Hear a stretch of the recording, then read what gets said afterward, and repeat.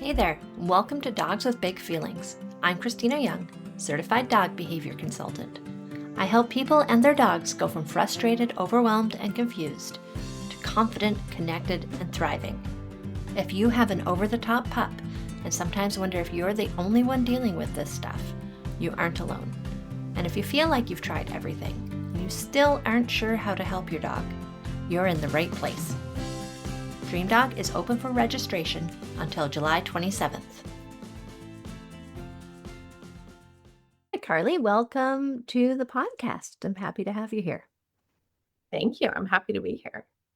Well, why don't you tell us a little bit about yourself and Benny? Sure. So I am a Labrador lover. I have had Labradors pretty much all of my life. Ben is my second working Labrador, which has been an interesting endeavor, I'll say. So Ben is a 2-year-old working line lab, and I've had him since he was 8 weeks old. He's an absolute joy. He is my working dog. We are a search and rescue team together, and he's my second SAR dog. And why did you initially come to me for some help? Many reasons. Ben is a high octane dog. I'll say he was a bit of a self-fulfilling prophecy. His registered name after the kennel name is High Velocity, and he has lived up to that name probably tenfold. Ben lives in a state of arousal, or lived in a state of arousal that was higher than the tools that I had in my toolbox of training my previous SAR dog enabled me to handle well.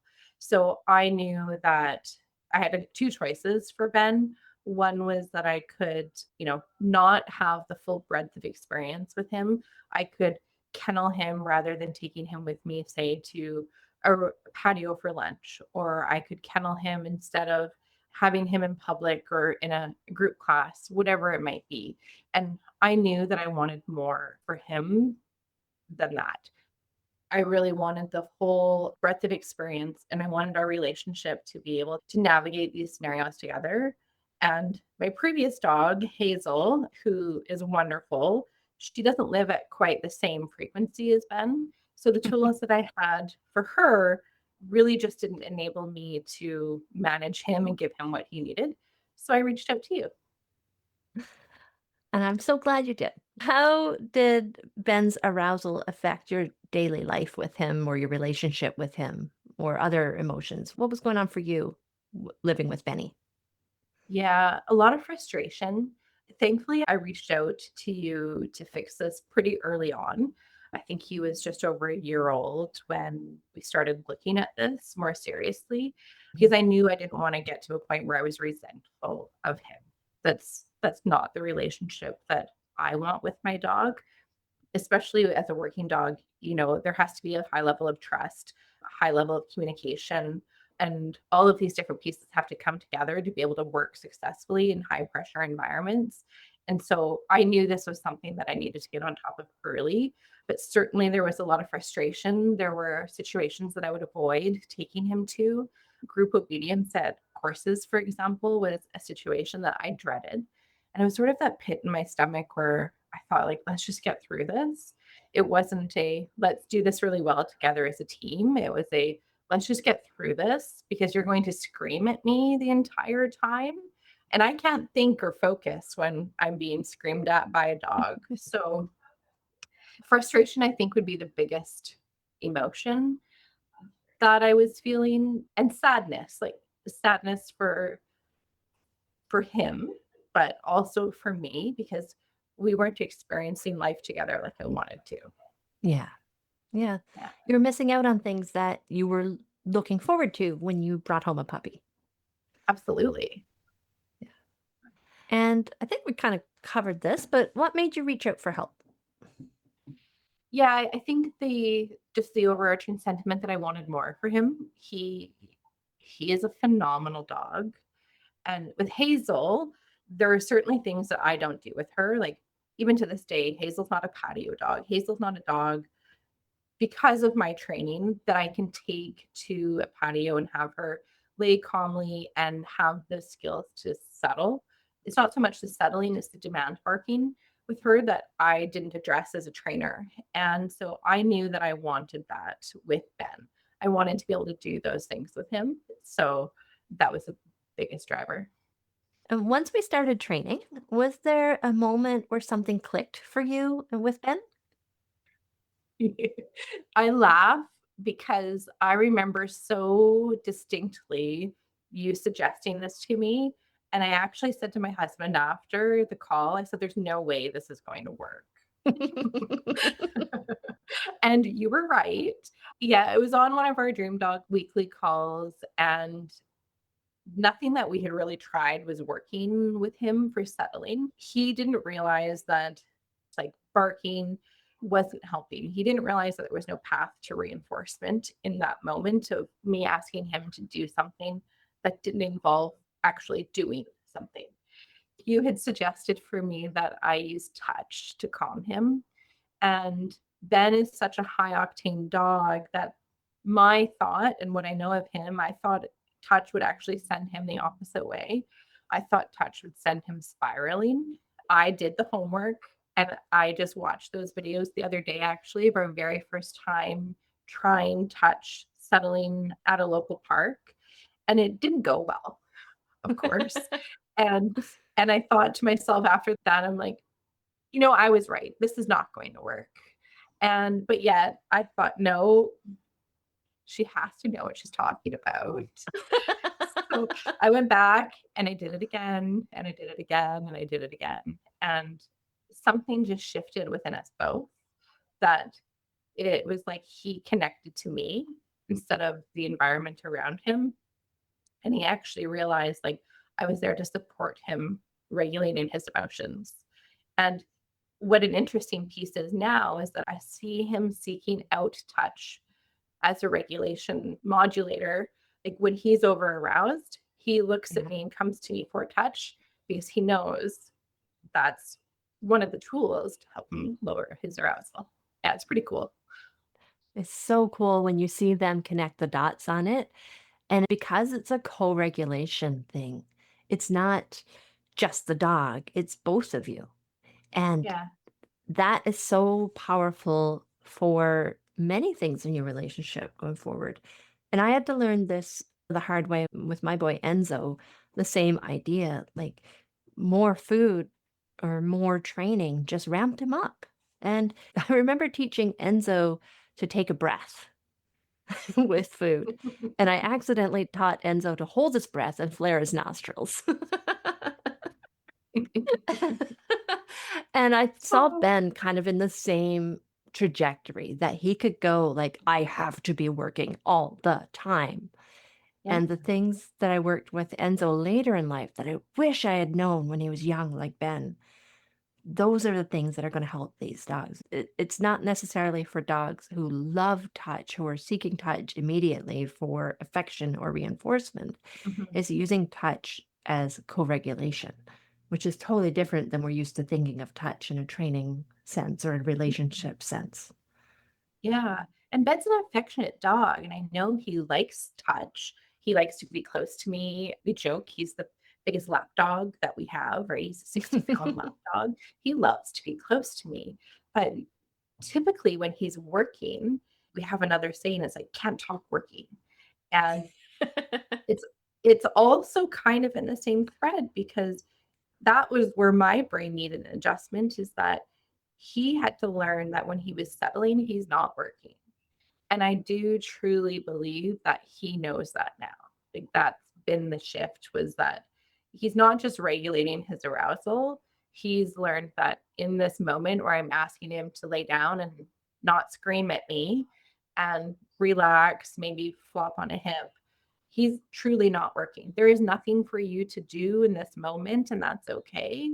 And that took both him and I some adjustment and learning to get to a place where that was an expectation that I had of him and that he understood that expectation. So cool. I love It is seeing where you two are now. it is very cool. Yeah. So now when you think about training with Ben or thinking about training in general, how did this shift how you think about things? It's shifted it so much that I have puppy fever so bad. I want a puppy so I can do this all over again from like 8 weeks old. So I won't. My husband would probably divorce me. There's no room in the truck for a third dog. So I will say, other than that, it's kind of ignited my love of training with him again.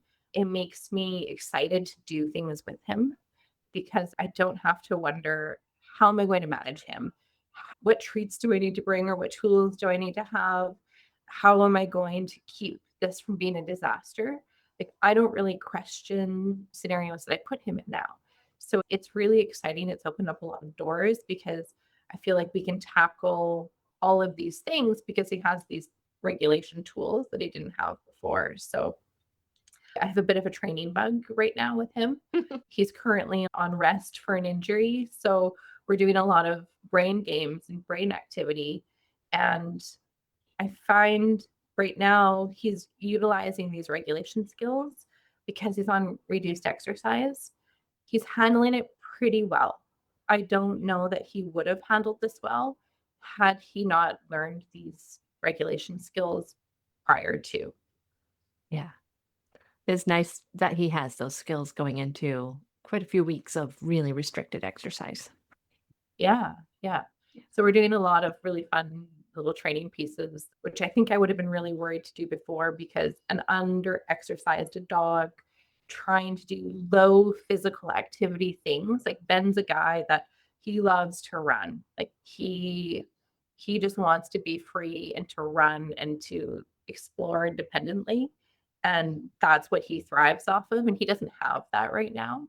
6 months ago, I would have been really worried to take on these sort of lower physical training tasks with a dog under exercised. It's not a Mhm. problem right now, though, which is really cool. Super cool. What's your favorite thing that you're working on with him right now? We're doing just obedience things like for our SAR validation. We have an obedience standard that we have to validate to. And so I'm actually breaking down each behavior and really fine tuning it. And we're able to get sort of into the nitty gritty pieces of that, which Cool. I'm enjoying the mental side of that for myself. He's enjoying the mental side for him. Right now, the behavior we're working on is down on recall. So that's been super fun to break down into little pieces and to not just be able to do the behavior, but to be able to do it really precisely and really crisply, which is something with Hazel. Good enough was always just you get by the once a year validation. With Ben, it's really cool. And I'm really enjoying to be able to break it down and to get really precise and really crisp. Down on recall is our current thing. And it's really cool that he's just dropping right on the cue, which is really fun to see. So fun. Yeah, it is. What is a win that you're especially proud of? It seems simple, and I probably would have downplayed this, right? Like people with dogs that aren't high octane, I always think like pet dogs can do these things. But I've learned that there's a lot of dogs that can't do these things, even if they're not working dogs, right? A lot of pet dogs can't do these things either. So Father's Day, we went to a cidery and we had lunch on a patio, grass patio, and Ben was phenomenal. It was really enjoyable, right? Like we didn't have to bring chews and make sure he had something to entertain himself. He just chilled on the grass and he watched another dog at the table beside us play with that dog's two children, like human kids. And he just watched quietly, like was keen and he was interested in what they were doing, but I was able to redirect him and his focus back to me really well. He didn't bark at us once. He didn't whine and he was happy, right? Like it Yeah. wasn't just my end of that experience and it wasn't me being able to say, "Hey, I have my dog on a patio." Like because that's not what it's about, right? Yeah. It's about sharing the experience together and him being able to be happy and enjoy himself in that moment. I don't want him doing something that I ask of him just because I asked it. I want it to add value to his life as well. And Ben's a relationship kind of dog. I think he genuinely enjoys being with me. So he enjoyed himself, which was great. Like, he was happy and he was relaxed. He loves taking in the world around him. He loves just watching. So for him to be able to sit on the grass and enjoy lunch with us and be able to take in those things while regulating himself was a huge, huge win for us. Yeah, many dogs couldn't do that. Well, Hazel couldn't do it, right? Like, and I see a lot of dogs, like pet or working dogs that can't. And maybe for some people, that's not something that they prioritize. I wanted to be able to enjoy those things together. I want to be able to take him places. Yeah. And he's only 2. You're doing so well. He's just a baby. Yeah. What's different about your day-to-day life now compared to before? Yeah, I don't shelter him from things. If somebody asked me to take a group class now, for example, I would agree to that. I would say that's something Ben has the tools to be able to handle now than previously. So we just do more things together, which is really cool. I don't think that there's been an instance where I've thought, oh, I need to arrange for someone to look after Ben or Ben have somewhere to go because he can't do that. It's just like, sure, yeah, Ben can do that. So exciting. I'm so excited to see where you guys go in the next, 12, 14 years you have together. You 20, he's going to live Oh, forever. 40, 40 years. At least, at least. What do you enjoy most about Ben? I'm obsessed with him, so probably everything. But if I had to pick one thing, it's just his effort, right? Like he's a high effort kind of guy, but he's not a throw yourself at it kind of guy anymore. A year ago, I would have said Ben's a high effort guy. And you made this comment to me actually pretty recently that he's not throwing himself into things. And I really appreciate that about him. He can listen and think and do all sort of at the same time, which I really, really love about him. And he has a big heart. Just everything he does, he shows up with full gusto, I say. Yeah. Yeah, he's all in. He And is. Like yeah. there's no half effort with this dog.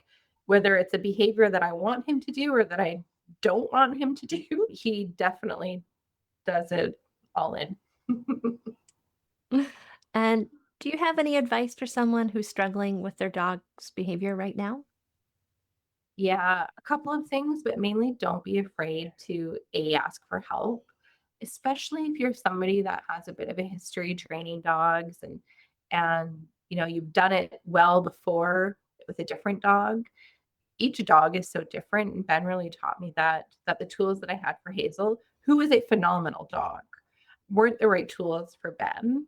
And I think for the first year of his life, I told myself, like, I can do this. I can do this myself, but I couldn't. And so asking for help and reaching out for help was a big step for me personally because it was admitting I couldn't do this, which if you know me, that's hard for me, but it was definitely the right thing for him. And then to be open minded, like the only thing that got us here, if I had said, I was right, the touch isn't going to work after that first session at the park, we would probably still be where we were 6 months ago.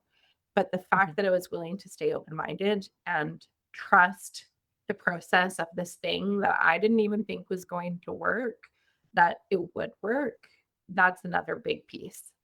Don't be afraid to ask for help and be open minded about the help you receive when you think it might be wrong.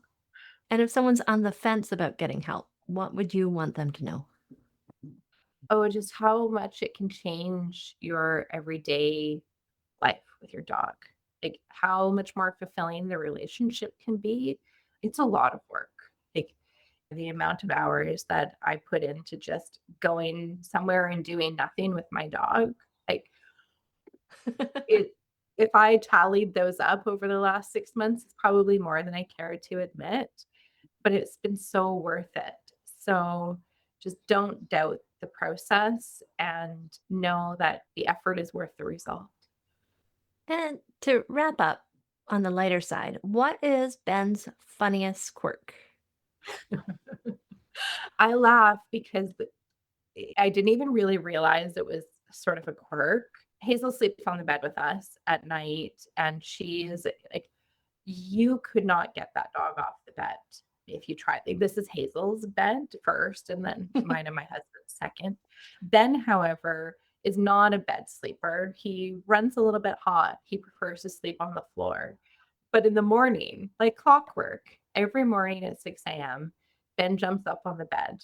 Ben wakes me up by licking my face, which I am not a dog kiss kind of girl. So, but I'm asleep, so I have no choice.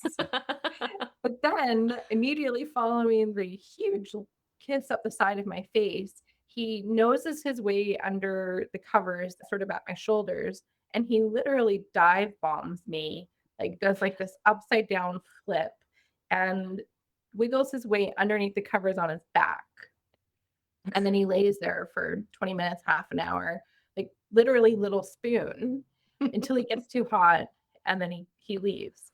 So it's a cute behavior, yes. But the really great piece about this is genetics. Genetics are super cool. And Ben's grandpa, who was a dog that we loved very, very much, that was a star dog in Campbell River and very close with his handler and very close with Pickle over the years. Pickle was Ben's grandpa.